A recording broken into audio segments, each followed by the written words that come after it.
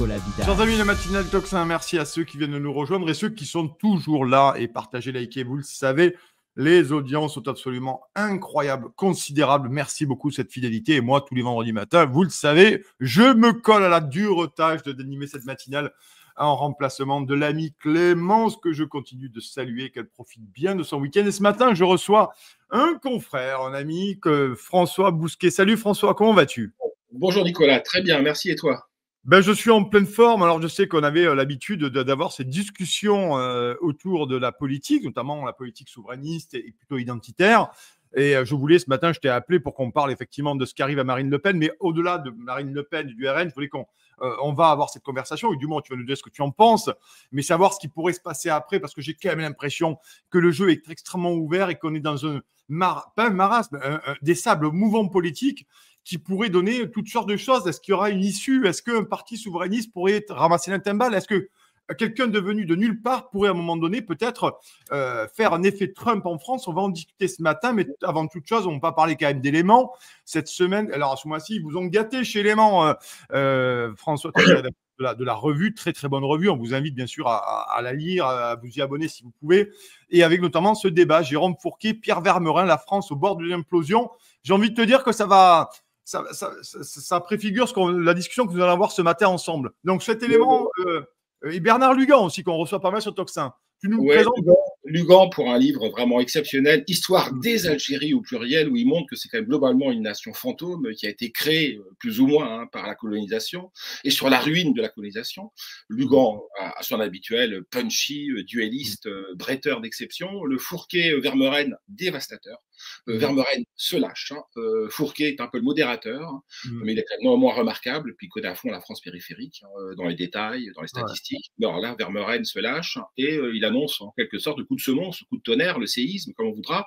Pour moi, c'est même au-delà. Marine Le Pen de ce lundi, et puis après un grand dossier. Là, on est à fond dans l'actualité. Le dossier a été dirigé par Thibaut Mercier, qui préside le Cercle Droit et Liberté. Et il y a Pierre Gentillet, qu'on a beaucoup vu récemment, ancien fondateur, cofondateur de la cocarde étudiante, candidat malheureux RN aux dernières législatives, mais j'espère qu'à l'avenir ce ne sera pas le cas, qui ont fait un dossier prémonitoire qui tombe au cordeau avec l'actualité, le coup d'État des juges. Mais je crois qu'il faut aller au-delà pour moi, mais on en parlera, ce sera le sujet d'après. C'est pas seulement un coup d'État des juges, pour moi c'est un coup d'État, et je dirai pourquoi. D'accord. Oui, parce que c'est surtout ça. Comment la loi est devenue une arme contre le peuple? C'est exactement ce que je veux. On va aborder ça ce matin ensemble. En tout cas, c'est Éléments. Vous pouvez déjà vous le procurer. Franchement, ça promet Éléments. Il y a des confrères qui bossent très bien et tu en fais partie, cher François, avec toute ton équipe. Notamment de Éléments. Et puis après, tu as ce livre-là, toi. Alors, toi, tu commets des livres. Hein, tu cherches les ennuis, François Bousquet. Tu cherches les ennuis. Voilà. Alors, ce livre-là, il sera en librairie, lui, le 7 avril, donc dans 3 jours. 3 jours. C'est la première enquête, parce que le racisme anti-blanc est censé ne pas exister. Alors, c'est le bruit de fond de la société. Vraiment, quand je dis le bruit de fond, c'est. Et moi, j'ai récupéré les voix off de cette société, les victimes, 40 victimes. C'est la première fois qu'il y a des témoignages chocs, bouleversants, implacables, sur un racisme qui est devenu systémique et qui s'exerce à l'encontre des Blancs. Pour moi, c'est vraiment la double peine. Non seulement ce racisme-là n'est pas reconnu, existe, mais il n'est pas reconnu. Ce qui fait que les victimes s'enferment dans le silence, vont chez le psy pour se soigner parce qu'on leur a fracassé la tête à l'école. Donc c'est vraiment une enquête explosive. Le mur du silence est en train de se fissurer sur cette notion de racisme anti-blanc que les sciences sociales nient de manière absolument lunaire, stalinienne, à mon sens, soviétiforme. Donc j'espère que ce livre rencontrera son public, parce que c'est vraiment le bruit de fond de la société, c'est vraiment la bande-son de la société, dans les écoles, dans la rue, sur les terrains, essentiellement dans l'univers et le cadre scolaire, ou parascolaire, ou post-scolaire, donc dans des âges autour de l'adolescence, où de fait, il y a les toubabs, les gouers, les gouérons, les gouéris, mais on en parlera peut-être, Crépol étant emblématique de cette réalité criminelle à caractère raciste anti-blanche, avec un déni judiciaire. Il y a un déni médiatique, cher François, un déni médiatique sur certaines antennes quand même. Voilà, un double déni, tu as raison, médiatique, judiciaire, institutionnel. Et on retrouve là aussi sur l'affaire Marine Le Pen, parce que c'est la même mécanique, c'est une justice à 2 vitesses, à double standard. En réalité, le premier condamné, c'est même pas Zemmour dans l'affaire Crépol. Les premiers condamnés, ce sont les contre-manifestants. Il y a des Oui. interpellations, des perquisitions, c'est fascinant pour des gens qui dénonçaient le caractère raciste, hein, que les juges, en tout cas à l'instruction, s'acharnent à nier en dépit des preuves. Voilà, Ouais. donc, Ouais. ça, t'as vu en librairie. Merci Voilà. Nicolas. Eh bien, avec plaisir, il faut lire, bien entendu, même si on n'est pas d'accord. Et surtout, si on n'est pas Oui, d'accord, j'ai envie de dire, il faut y aller, il faut lire, il faut se plonger la tête dans les livres. Et c'est pour ça que sur Toxin aussi, on reçoit à peu près tout le monde. Je crois que je reçois de François Bousquet à Albert Lévy. Je pense qu'on ne peut pas faire plus opposé. Et c'est ça aussi, la beauté du journalisme. Je trouve que c'est ça aussi qui permet de se confronter les uns les autres et pour essayer d'avancer et d'essayer de maturer toutes ces idées-là. Ce matin, on va parler, bien entendu, de ce qui arrive à Marine Le Pen, mais ne poussez pas des cris d'air frais, cher Toxinote. On va essayer d'avoir une vision à double étage avec François Bousquet ce matin. Tu vas nous dire ce que tu as pensé du jugement. Et après, on va voir ce qui pourrait advenir de cette mise à l'écart, ou du moins ce coup de sniper sur Marine Le Pen. Sur la partie judiciaire, François, tu voulais réagir rapidement. Disons que je la maîtrise pas. Oui, J'ai suivi ce que Pierre Gentier, je suis pas un juriste, ce que ouais. Pierre Gentier, Thibault Mercier, enfin des amis qui ont collaboré dans les numéros d'éléments, qui ont fait ce dossier, du reste sur le coup d'état des juges. On voit qu'il y a des problèmes massifs sur la récidive, qui est très problématique. Sur le trouble majeur à l'ordre démocratique, Gentier a fait des recherches. Pierre Gentier a fait des recherches. C'est un concept existant dans la science juridique. Dans la jurisprudence, ça n'existe pas. Le trouble, de toute évidence, c'est le délibéré du tribunal qui crée un trouble majeur à l'ordre démocratique.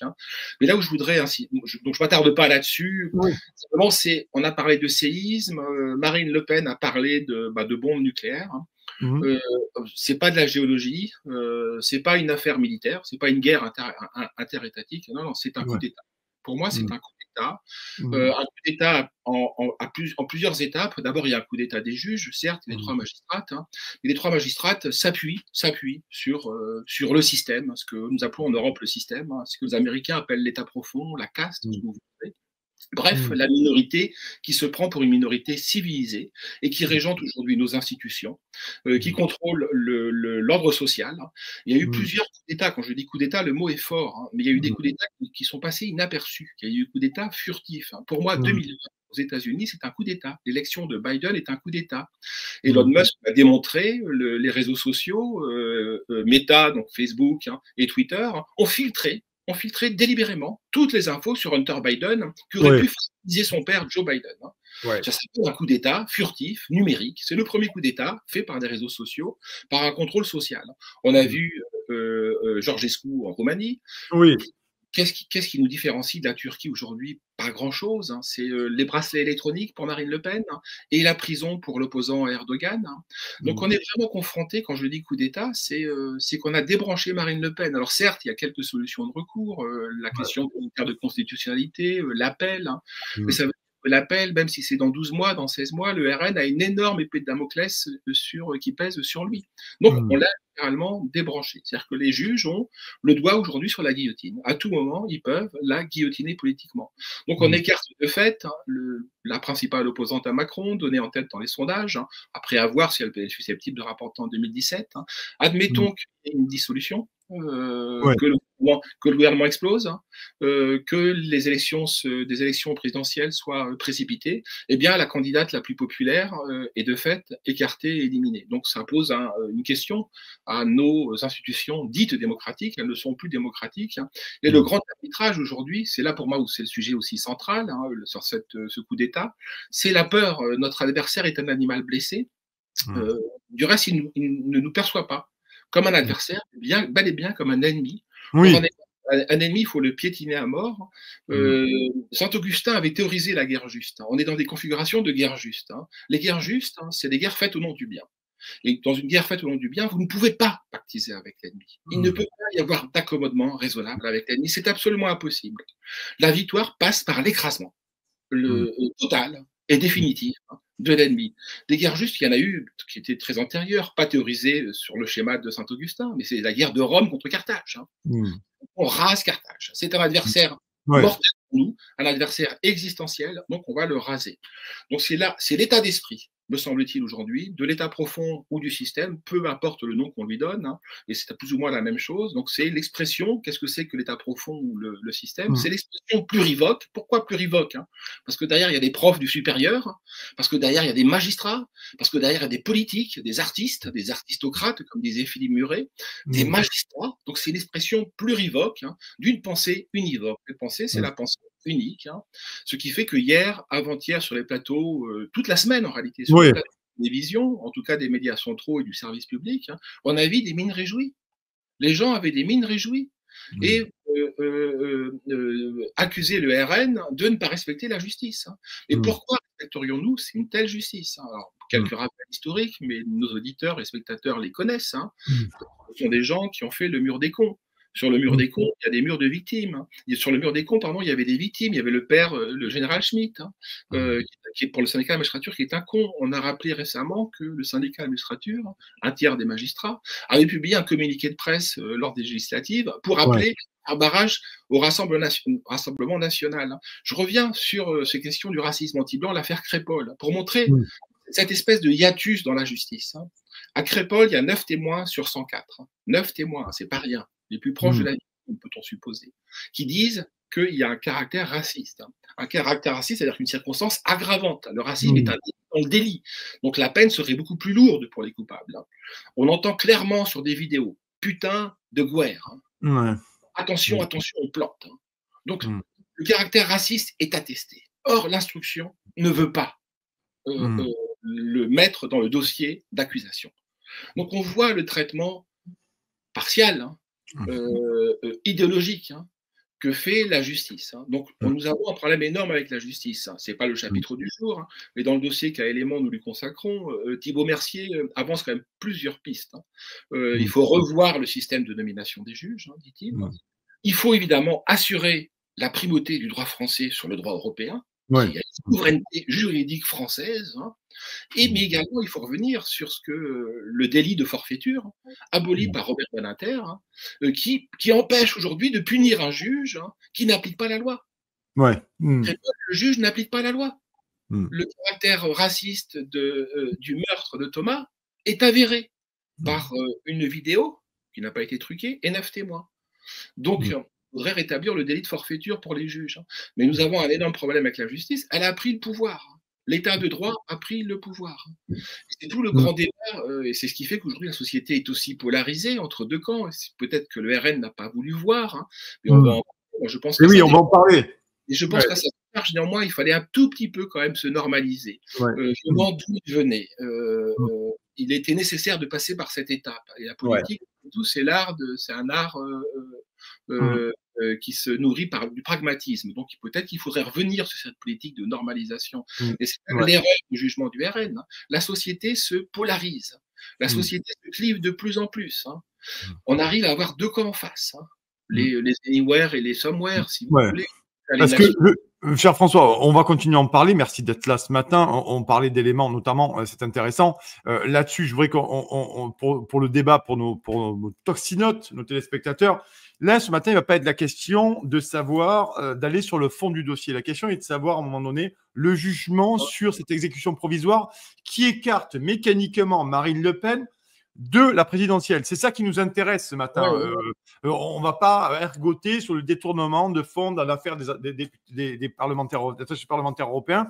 Le but, c'est à un moment donné, est-ce que là, il y a eu véritablement une volonté d'écarter Marine Le Pen, qui est estimée à entre 34 et 37%. En plus, le sondage est sorti 2 ou 3 jours avant le délibéré. Ça, c'est cette question est fondamentale parce qu'on se pose la question, et tu l'as très justement dit, on peut discuter de Donald Trump, notamment qui a eu affaire à la justice juste avant l'élection, rappelle-toi, hein, il était encore entendu très récemment. Il y a eu Caroline Georgescu, je pense que tout le monde le sait sur Top 5, Caroline Georgescu qui a été littéralement écarté par la Cour suprême de la présidentielle alors qu'il était largement premier dans les sondages. Et là, maintenant, Marine Le Pen, qu'on soit d'accord ou pas avec Marine Le Pen, peu importe, il faut se poser la question, est-ce que la souveraineté du peuple est définitivement condamnée à ne plus s'exprimer? C'est ça la question qu'on se pose aujourd'hui. Ah oui, mais c'est le Et cette question-là, elle traverse les démocraties dites constitutionnelles, les démocraties libérales. Un petit rappel historique. Hein. La démocratie moderne est née aux États-Unis en 1776 et en France en 1789. Hein. Et qu'est-ce qu'ont fait les constituants outre-Atlantique et ici? Ils ont tout fait pour bâillonner et museler le peuple. Les libéraux, la hantise des libéraux, vraiment la hantise majeure des libéraux, c'est la hantise de la tyrannie majoritaire. Hein. Donc il y a une hantise du peuple. Hein. Qu'est-ce qu'ils ont fait? Ils ont empêché la démocratie directe, hein, qui était le modèle que défendait Jean-Jacques Rousseau dans le contrat social. Hein. La démocratie directe, c'est que je me représente moi-même. Je ne suis pas représenté par un mandant. Le mandant, c'est le député. Or, les constituants ont choisi la représentation contre la démocratie directe. Hein. Aujourd'hui, elle est impossible, hein, la démocratie directe, hein, parce que c'est trop grand, machin. Mais néanmoins, on a quand même le référendum. Hein. Eh bien, le Conseil constitutionnel ne veut pas faire de référendum sur les enjeux régaliens, dont l'enjeu migratoire. Je rappelle ce que disait De Gaulle, hein, c'est le peuple. La Cour suprême en France, c'est le peuple. Hein. Et fondamentalement, en démocratie, plus généralement, la Cour suprême, c'est le peuple. Hein. Or, aujourd'hui, le peuple a été bâillonné, a été muselé par tout un ensemble de dispositifs juridictionnels. Pas seulement parlementaires, pas seulement la démocratie représentative, mais en France, la Cour de cassation, le Conseil d'État, le Conseil constitutionnel, la Cour européenne des droits de l'homme sont là aujourd'hui pour dire le peuple, très bien, mais jusqu'à un certain point. 2005, on débranche. Aujourd'hui, on débranche Marine. Hein. Donc, du TCE à aujourd'hui, il y a une continuité, il y a une cohérence idéologique. Donc, vraiment, le droit a pris le pouvoir. Et la nature politique, la nature a horreur du vide. Hein. Les politiques ont conféré aux juristes, hein, conféré aux magistrats ce pouvoir, hein, qui les désarme et qui nous désarme. Hein. Donc aujourd'hui, oui, la volonté populaire, même au nom de la justice est rendue, paraît-il, au nom du peuple français. Or, en justice, il y a un seul jury qui compte. Il y a un seul jury. Ce n'est pas le jury des magistrats, c'est le jury populaire.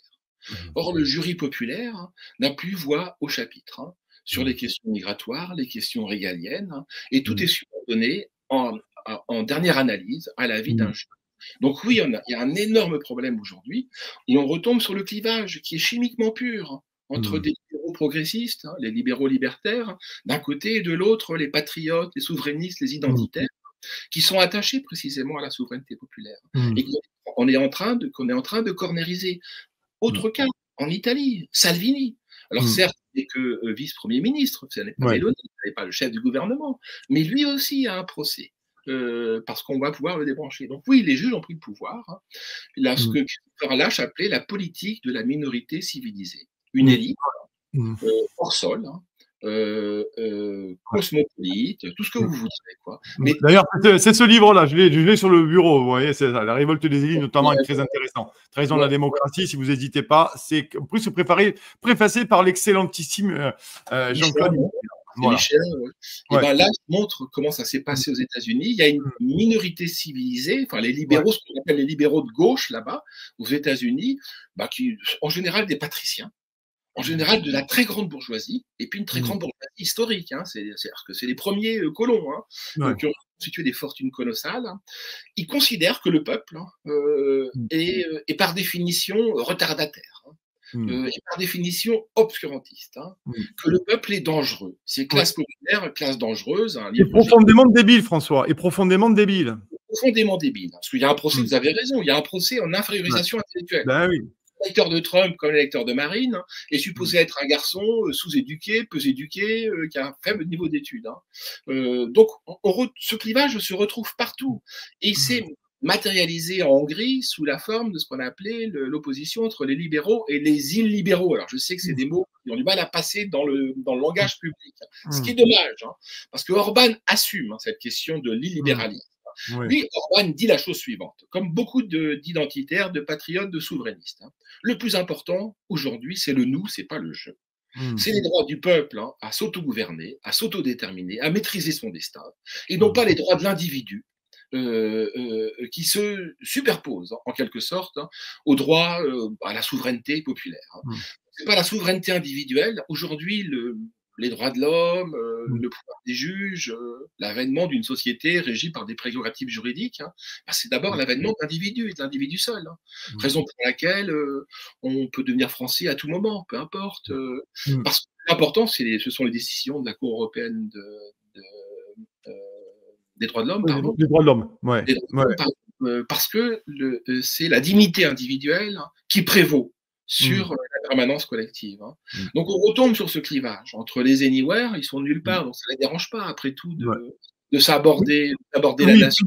François, ils ont les moyens. Ils ont les moyens financiers, ils ont les réseaux aussi pour être un peu partout et bouger comme ça en permanence et se sentir nulle part chez eux, si ce n'est dans les grandes capitales métropolitaines, ubérisées et Non, mais colorisées, quoi.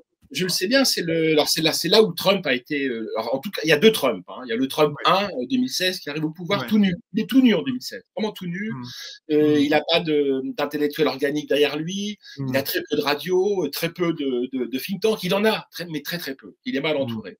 En mm. 2024, il arrive vraiment habillé, Ouais, structuré, avec une colonne vertébrale idéologique, hein, pour s'inscrire dans la durée et essayer de renverser le rapport de force. Mais de fait, nous en Europe, et en particulier en France, nous avons perdu ce rapport de force, hein. La gauche, mm, hein, le gauchisme culturel, disons, donc métropolitain, mm, citadin, mm, bobo, gentrifié, quoi, a une mm, rente de monopole, hein, sur mm, l'ensemble de nos institutions. Je mm, dis bien sur l'ensemble de nos institutions. Il est mm. minoritaire dans le pays, mais les outils de la démocratie représentative, avec tous les garde-fous, conseil constitutionnel, hein, Ouais. représentation à la place de la démocratie directe, etc., font que cette minorité légale, hein, Mm, dirige et contrôle le pays. mm, Mais il faut qu'on la renverse, hein. Et pour la renverser, il faut qu'on produise une révolution culturelle, que mm. Gramsci appelait une révolution culturelle. Ouais. Sans cela, on fera ce que Trump a fait en 2016, un tour de manège et après tu dégages, hein. Même si, bien sûr, on avait censuré les réseaux sociaux sur Hunter Biden. Or, Mm. le RN n'a pas retenu les leçons. Ben Euh, oui, je voulais qu'on aborde cette question aujourd'hui, là, maintenant, pour la fin de l'entretien. C'est pour ça, est-ce que le RN, tu l'as dit, c'est intéressant, est-ce que, alors il ne nous reste pas immensément de temps, mais je sais que quand nous avons une discussion comme ça tous les deux, ça peut prendre un certain temps, mais concrètement, est-ce que le RN, tu l'as dit, n'a pas fait ce travail-là? Est-ce que le RN s'est trop mainstreamisé? Tu as dit, toi, qu'il fallait le faire. À un moment donné, c'était une stratégie qu'il oui, fallait faire. Mais est-ce qu'aujourd'hui, si Marine Le Pen, j'ai quand même l'impression, François, tu vas me le dire, mais que le RN, c'est Marine Le Pen. Il y a une forme d'incarnation, une fonction tribunicienne, c'est Marine Le Pen. Est-ce que face à ce risque incroyable, du moins, que Marine Le Pen ne puisse pas se présenter en 2027, Jordan Bardella ne convainc pas tous les électeurs du RN et qu'il y ait une forme de Trumpisation c'est ou possible. d'une partie de l'électorat qui va faire cavalier seul et qui va véritablement aller dans les bras de quelqu'un qui va émerger comme ça en quelques mois, hein, aussi. Tout est possible, hein. Tu l'as dit, Ouais, là tout d'un coup, ça se réouvre, hein. Enfin ça se ouais, ferme, l'horizon se referme pour ouais, le RN, hein. mm, Néanmoins, le RN, quand même, deux ou trois précisions, mais très rapides, hein. Moi, je ouais, pense que la stratégie de la cravate s'imposer. ouais, La politique, c'est l'art du possible, hein. ouais, La mm, politique, c'est l'art du pragmatisme, hein. ouais, Donc il y a des stratégies qu'on peut réorienter. C'était très bien. On a montré qu'on était crédible, hein. Voilà, ils ont montré mm, qu'ils sont crédibles, hein. ouais, Et mm, maintenant, la voie de la chiracisation, peu importe, de la mm, normalisation, disons plutôt, mm, c'est la normalisation a fait son temps. mm, Euh, Là, la situation, je le répète, hein, se décante. Ce mm, sont des adversaires. Notre adversaire nous perçoit comme son ennemi. mm, Et entre lui et nous, c'est une guerre à mort, hein. ouais, La preuve, branche Marine Le Pen, hein. Donc mm, le RN va devoir changer son fusil d'épaule, hein. mm, Sauf à s'exposer peut-être, hein, à être attaqué sur ses flancs par un candidat plus virulent, plus punchy, plus populiste, hein. C'est tout à fait possible, hein. mm, Euh, je rappelle, hein, nous avions fait dans Éléments quelques petits rappels quand même pour savoir comment les choses ouais, se passent. En général, la démocratie a tendance, hein, historiquement, ça a été théorisé depuis 2500 ans, à dégénérer en oclocratie, c'est-à-dire en mm, pouvoir de la foule, hein, comme la monarchie dégénère en tyrannie, comme mm, l'aristocratie dégénère en oligarchie. mm, Donc, peut-être que le pouvoir de la foule, hein, nous sommes arrivés à l'âge du pouvoir de la foule, hein. C'est ce que nous dit Trump, hein. mm, Simplement, Trump, hein, n'oublions jamais que Trump, hein, c'est un Américain. Les ouais, Américains aiment le spectacle. Trump est un entrepreneur de spectacle, hein. La mm, tradition populiste française est d'une autre nature, hein. L'autre mm, tradition populiste française, elle est plus faubourienne, hein. Elle est plus plébéienne, hein. mm, C'est les sans-culottes, hein. Nous sommes le pays des sans-culottes, hein, et mm, qu'incarne le marinisme municipal, hein. Cela étant mm, dit, il se réforme, hein. Alors, quid de l'avenir? Au jour d'aujourd'hui, le RN a plié le match, hein. mm, Le RN est too big to fail, mm, n'a plus de rivaux susceptibles, hein, ouais, de l'empêcher électoralement parlant. qu'il s'agisse des souverainistes, de Zemmour, ou même des candidats libéraux conservateurs, je pense à Bellamy ou autres, le match a été plié. Le RN joue en Ligue des Champions désormais. Les autres sont en fédéral. J'y peux rien. Le juge de paix, c'est l'élection. Voilà, le juge de paix a tranché, quoi. Mais ça, c'est au jour d'aujourd'hui. Que se passera-t-il demain, en effet, si Marine Le Pen est débranchée, donc s'il y a vraiment un coup d'État qui arrive à son terme? Moi, comme vous, Jordan Bardella est donné à égalité avec Marine Le Pen quasiment dans les sondages. Mais j'en doute, parce que les gens dans la France périphérique ne votent pas RN, ils votent Marine. Parce que Marine a su créer autour d'elle une sorte d'aura, c'est la Madone, la France périphérique. Et moi-même, à une époque, comme journaliste, je disais c'est des rois thaumaturges quand elle fait une campagne. Les rois, autrefois, ils touchaient les miséreux, les écrouelles, les goitres, et ils les guérissaient. Voilà, les pouvoirs guérissaient. Donc c'est fascinant de l'avoir traversé une foire agricole, une rue, un marché. Vraiment, il y a autour d'elle, il y a quelque chose qui ne se produit avec aucun autre homme politique.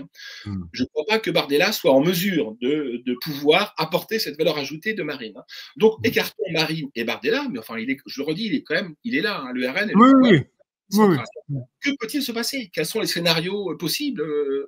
Alors moi, de toute évidence, Cyril Hanouna avait caressé l'idée. Je pense pas à Benjamin Morel. Moi, j'avais fait des papiers dans Éléments là-dessus.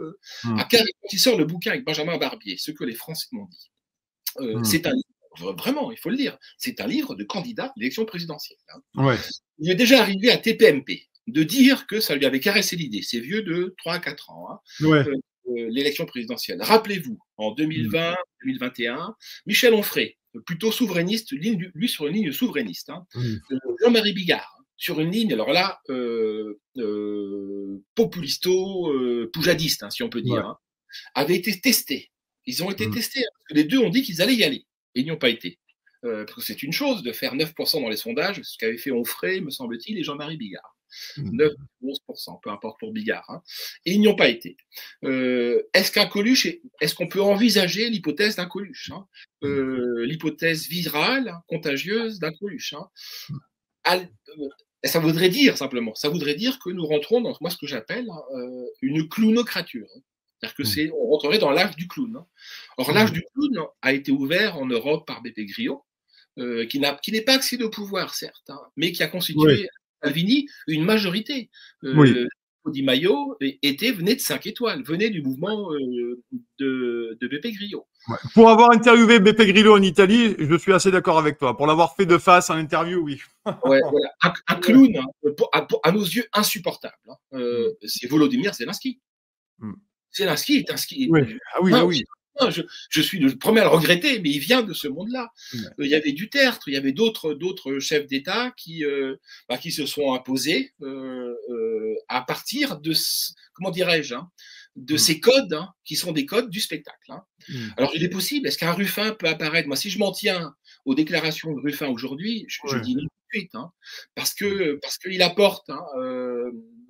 En réalité, ma formule, pourquoi le marinisme marche, c'est parce que c'est Zemmour plus Mélenchon. Marine Le Pen, c'est Zemmour plus Mélenchon. C'est pour ça que ça marche. Mais Zemmour sans Mélenchon et Mélenchon sans Zemmour, ça ne marche pas. Et Ruffin est en train de nous faire, en plus mauvais, du Mélenchon. C'est-à-dire que, allez, machin, bon, d'accord, ça va. Mais je ne suis pas sûr que dans la France périphérique, ça marche. Donc, assez décevant, effectivement, assez décevant le discours de François Ruffin il y a 2 jours là. Parce que son bouquin sur la baie de Somme, enfin il reprend la bataille de la Somme, c'est vraiment bien. Il montrait qu'il avait 2 campagnes dans la Somme, dans la campagne dans les quartiers nord de Amiens, où il s'adressait à l'immigration, et des campagnes dans la Somme pavillonnaire, pardon, où il parlait comme Marine, et les gens attendaient Marine. Donc, alors je sais bien que on vit la société de l'accélération, de la vitesse et de l'oubli, donc que l'un chasse l'autre dans un carrousel qui n'en finit pas. Est-ce que c'est la fin du marinisme? Moi, entre nous, j'en suis pas sûr, même si j'ai conscience des erreurs qu'a pu commettre le RN. Je ne crois pas que le césarisme soit une erreur. Ça, c'est au cœur du populisme. Qu'est-ce qu'il y a derrière Trump? C'est J.D. Vance. J.D. Vance, il est impopulaire. J'y peux rien, il est impopulaire. Pourquoi? Parce que c'est un intellectuel. Mais quand même, c'est la différence entre Trump et Marine. Son vice-président est un intellectuel. J.D. Vance est un intellectuel. C'est un type qui a du fond. qui est entouré par une galaxie d'économistes, d'historiens, Ouais. de philosophes. Hein. Et puis lui-même a une épaisseur, François. Enfin, j'ai encore le livre là, j'avais pas préparé parce que j'ai pas celui-ci, par exemple, J.D. Vance, une famille américaine. Il est Ouais. extrêmement intéressant. Je vous invite à lire. Alors d'abord, lisez le livre de François Bousquet, on en reparlera en fin d'émission. Mais voilà. Mais c'est quelqu'un qui, je suis d'accord avec toi, c'est quelqu'un qui a une épaisseur, Là, il y a une qui a une connaissance, qui a quelque chose derrière lui. Là, il y a un vrai tandem. Hein. Il y a un vrai tandem qui s'est noué. Et cela étant dit, ça ne remet pas en cause le principe d'une personnalisation outrancière du pouvoir. Les sociétés de l'image qui sont les nôtres accélèrent, accroissent ce besoin de personnalisation. Donc il y a Trump qui prend toute la lumière. Hein. Marine prend toute la lumière. Donc je ne crois pas que on puisse lui reprocher. Ce qu'on peut lui reprocher, en revanche, c'est de se préparer au pouvoir depuis très peu de temps. C'est de se préparer au pouvoir depuis 6 mois, 1 an. Parce que tout d'un coup, les sondages la placent en possibilité d'avoir une majorité législative, ce qui était inconcevable il y a 2 à 3 ans. On n'imaginait pas qu'on aurait pu, sans Front républicain, le RN avait une majorité relative, sinon absolue, aujourd'hui à la Chambre. Hein. Donc c'est la préparation qui est problématique. Hein. Ensuite, premier point. Deuxième point, c'est la stratégie. C'est que, oui, connaissant bien ce parti, oui, il y avait des casseroles, oui, il fallait d'une normalisation. Elle est faite. Hein. Elle n'a pas été opérationnelle, hein, puisqu'il y a eu un Front républicain. Donc, un des objectifs de cette normalisation, c'était précisément d'être accepté par le système. Hein, et d'avoir un diable à sa droite et à sa gauche. À sa droite, c'est Éric Zemmour, et à sa gauche, c'est Jean-Luc Mélenchon. Ah ben non, le diable, c'est toi, Marine, c'est pas les autres. Hein. Donc ça a échoué. Donc il est temps, peut-être, hein, de prendre la mesure de la polarisation extrême du champ politique en France, en Europe, aux États-Unis, et d'employer des outils qui permettent de répondre à cette polarisation, c'est-à-dire être plus offensif, hein, avoir un discours beaucoup plus musclé, et qui, tant qu'à faire, on peut parler du tribunal. Hein. Bon, j'ai, dans une autre vie, travaillé avec Jacques Vergès, hein, qui vient de l'autre bord, Jacques Vergès. Mais c'était un nationaliste, hein, réunionnais, puis algérien. Mais il adorait des gens comme, je vais pas dire comme nous, quoi, il adorait l'élément. Et Vergès, c'est le théoricien, il y avait 2 plaidoiries, disait-il, hein, de connivence, hein, ce qu'a fait le RN. Hein. Ne lui en déplaise, le RN a contesté sur le procès des assistants, a contesté le fait que ce soit un délit, mais il a collaboré avec le tribunal. Hein. Eh bien, la polarisation, nous dirait Vergès, s'il était encore des nôtres, hein, eh bien, c'est de prendre le risque du procès qu'il appelait le procès de rupture. Le RN aujourd'hui, sauf à nourrir dans son flanc et dans ses marges, hein, quelqu'un qui potentiellement pourra émerger fort, Hanouna a 6 millions d'abonnés sur Twitter. Là, c'est un mastodonte, hein, 6 millions d'abonnés, c'est colossal. Hein. C'est pas Musk ou Trump, mais c'est 6 millions. À l'échelle de la France, c'est colossal. Hein. Oui. L'idée lui traverse l'esprit, puisqu'il l'a dit, il en a même tiré un livre. Hein. Donc, sauf à nourrir dans son flanc des candidatures B, disons des candidatures alternatives, hein, eh bien, le RN est condamné par le Front républicain. Est condamné par la condamnation de Marine Le Pen à la radicalisation. Le RN est condamné à comprendre que ce qu'on appelait autrefois le cordon sanitaire est de plus en plus étanche. Hein. Et la preuve, c'est que le cordon est devenu judiciaire. Hein. Et ce cordon judiciaire, ils vont aller jusqu'au bout. Il n'y a pas de raison. Je ne sais pas 3 magistrats qui ont pris cette décision-là. C'est tout le pays légal. Hein. C'est tout l'État. C'est tout le système qui a pris la décision de débrancher Marine Le Pen. Hein. Donc, de 2 choses l'une, hein. Ou le RN collabore, hein, et il sera dévoré, parce que ils iront jusqu'au bout. Il n'y a pas de raison, puisqu'ils iront jusqu'au moment où ils rencontrent une limite. Ils ne rencontrent pas de limite. Hein. Ou bien le RN rentre dans une stratégie de rupture, comme dirait Jacques Vergès, hein, et fait du Trumpisme. Hein. Vous savez, aujourd'hui, Driss Ghali, présenté comme le Zemmour marocain, qui est un type remarquable hein, sur les enjeux souverainistes et identitaires, les deux, hein, l'un avec l'autre, hein, et jamais l'un sans l'autre, hein, disait que oui, l'erreur du RN, c'est de ne pas s'être trumpisé, et de Marine. Dans le contexte français, hein, je le redis, nous ne sommes pas Trump, c'est le fils de Barnum. Le plus grand entrepreneur de spectacle au monde, c'est Barnum, hein, bien avant Walt Disney. Et Trump procède de ce monde à la Barnum, à l'américaine, à Las Vegas, quoi. Voilà. Enfin, nous, on n'a pas Las Vegas, donc on fait autre chose. Hein. Pour autant, autre chose, on peut cliver beaucoup plus, hein, être beaucoup plus dur, durcir le discours politique, hein, Le RN est à la croisée des chemins. Moi, si je m'en Oui. tiens, pas à la conférence de presse, on n'était pas une, hein, mais c'était ce que Marine Le Pen a dit en début de semaine. Ça devait être mardi, je crois, ou lundi ou mardi, peu importe. Hein. Non, c'était peu importe, on s'en fout.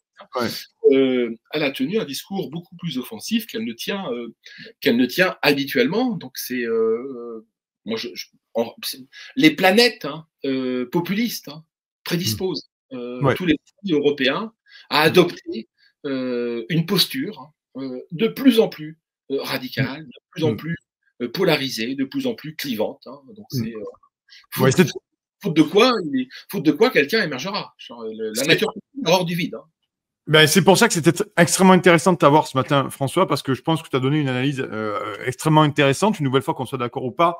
Je pense que cette idée, à un moment donné, d'avoir un discours plus musclé pour garder son cap et surtout son électorat, et puis arriver au pouvoir un jour ou l'autre, et ne pas trahir le peuple français, aussi accessoirement, ben, je pense que c'est ce qui va attendre, à mon avis, le RN, et tu l'as dit aussi, d'autres partis au sein de l'Union européenne, parce qu'on voit que Donald Trump a bien compris ce qu'il en était et a mis le paquet, notamment sur ce rythme-là, et c'est pour ça qu'aujourd'hui, les présidents, pour la deuxième fois, président des États-Unis d'Amérique. Merci, mon cher François. On rappelle, chers amis, Jérôme Fourquet, Pierre Vermerin, ça va être formidable. Je vais me jeter dessus dès la fin de la matinale. Bernard Lugan, vous le connaissez bien sur Tocsin. Et surtout le coup d'état des juges, comment la loi est devenue une arme contre le peuple. Très intéressant dossier d'éléments, bien sûr, à lire dès aujourd'hui. Et puis pour l'actualité, ton actualité, cher François, c'est le racisme anti-blanc, l'enquête interdite, François Bousquet, nouvelle librairie édition. Je vous invite là-dessus, ça va sortir le 7 avril, hein, c'est ça, hein, ça sera dans quelques jours, hein, la semaine prochaine. Lundi, on est vendredi, ça sera lundi, donc n'hésitez pas à vous le procurer. Merci beaucoup, Jean-François. Et je pense que sur Tocsin, tu vas revenir pour parler de cette enquête qui, à mon sens, va être extrêmement piquante. Je n'en doute pas un seul instant, mais à mon avis, fait de façon très intelligente et pertinente, comme d'habitude. Et c'est pour ça d'ailleurs qu'on a beaucoup de plaisir à te recevoir sur Tocsin. Cher François Bousquet, je te remercie d'être venu ce matin, rédacteur en chef de la très bonne revue Éléments et à la manœuvre à la nouvelle librairie édition. Merci beaucoup, cher François. Une excellente journée, excellent vendredi et un excellent week-end. Voilà. Merci. La matinale Tocsin. Salut. Vous avez aimé cette émission, vous voulez que l'on continue d'exister et de creuser ces sujets, sachez que nous n'avons ni subvention, ni milliardaires, ni oligarques derrière nous, que nous ne dépendons que de vous. Donc faites un don à toxin-media.fr, toxin-media.fr, et encore mieux, faites un don régulier pour que nous continuions d'exister. Merci.